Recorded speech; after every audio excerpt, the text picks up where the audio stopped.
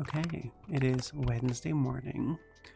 Wednesdays are my meeting days normally. They're the days where I try to take most of my various calls, etc. So they are often quite jam packed with not as much writing and design as I would like. Meetings are one of these things that, even if you are a small team or an indie dev, you're going to find yourself in more meetings than you might expect. I think that's true of any job, regardless of how fun the actual creativity is. You're always going to find yourself in a lot of meetings at some point, planning, budgeting, etc., etc. And hopefully, they will not be too draining.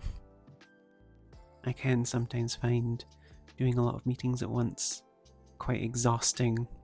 It's a lot of FaceTime, it's a lot of chatting, and a lot of big picture planning and organizing, so it can sometimes knock the wind out of me, but we'll see how we get on today. Meetings. Love them, hate them. Either way, you have to do a lot of them. Today I had 4.5 hours of meetings, thereabouts, and that was pretty much the majority of my day. Very difficult to get much in the way of actual writing or design done. But one of the meetings, at least, was discussing initial design ideas and getting a meta picture on a new game that we are working on, which is a really fun sort of part of the process because it's very pie in the sky. It's very, okay, what do we want this game to feel like? How do we want the dice mechanics to work?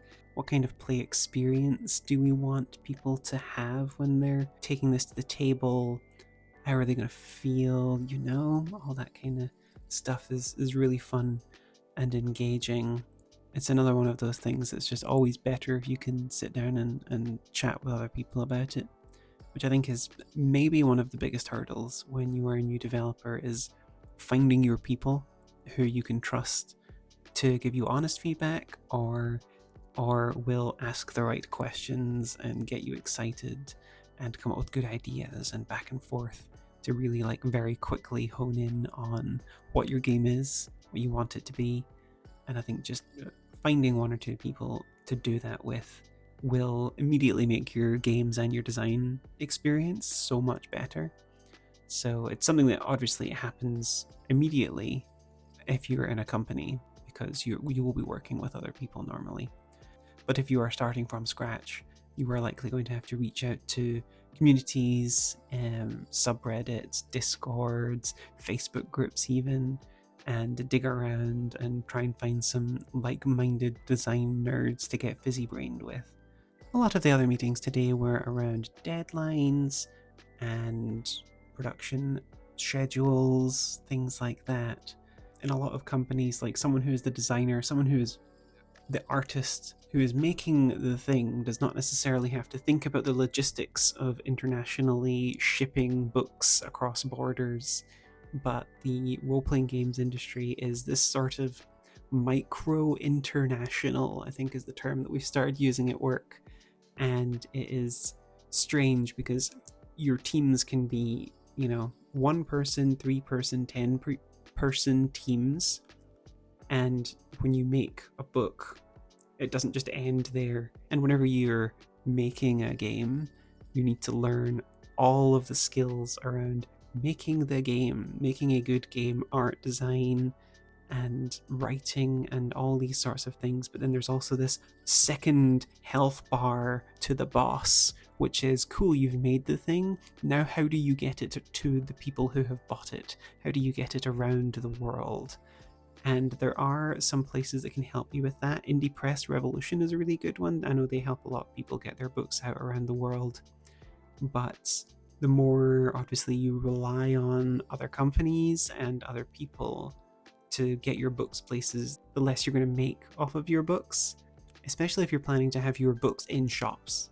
There's sort of two primary ways of selling role-playing games. The first one, and often the most common for really new start indie devs, is just direct to customer, as you would call it. So I have made a game. I upload the PDF somewhere, either to Itch or DriveThru or even my own website, and I sell that directly from me to you, and I take all the profit, or as much profit as I can, minus platform fees.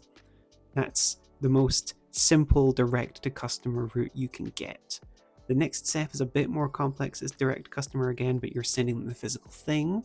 So you maybe have a box of your book stashed under your stairs or in a cupboard somewhere, and you have a website set up, and when somebody places an order on your website, you have to go pick the book, pack it, take it to the post office, send it to someone, So you're still direct customer, but there's a bit more legwork, etc.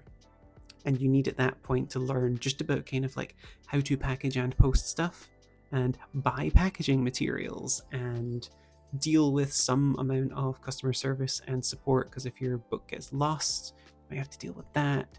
If your book gets damaged, all these sorts of things. And you need to know how to price books, when someone pays for their book, how much shipping are you applying?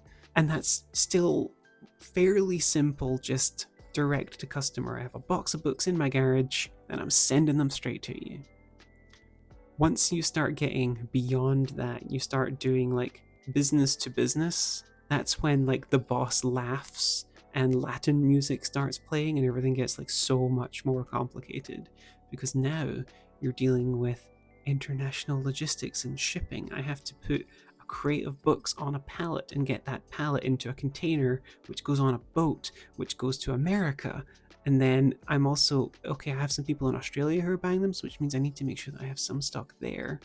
So, but then where are those books landing? I'm not sending individual books. So what we will have is distribution centers around the world. So you'll take the books from your printer, and then the books will get loaded on pallets and sent to individual distribution centers. So you might have one in America, you might have one in Europe, you might have one in the UK. You're sending pallets to distribution centers, and then you're paying those distribution centers a cut of your profits, of your sales, to then package and send the individual books out to individual customers in each of the countries where you have a distribution center.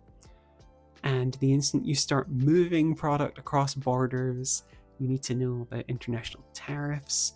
It's a whole thing, and it means that you end up with a lot of meetings, because you can't necessarily just write the book until it's done and then release the book, because actually you need to make sure that it goes off to the printer at this date so that the books arrive to get packaged and on the boat in time at this date. And suddenly you have these like knock-on effect timelines that all ripple through 6 months to a year. Oh my gosh, it becomes a whole thing. And honestly, I think it does a disservice for me to try and summarize the entire logistical pipeline of selling RPGs internationally in the tail end of a little vlog. Oh dear. But I guess the message I would say to take away from this is it is possible and it is doable. All of these steps, all of this stuff about tariffs and international logistics, shipping timelines, all this stuff is done every day by small companies. There is a lot to learn, and a lot of it sounds more complicated than it is. You're going to hear a lot of jargon, a lot of shorthand, a lot of acronyms, but it's all learnable and it's all doable by an individual designer or a small team.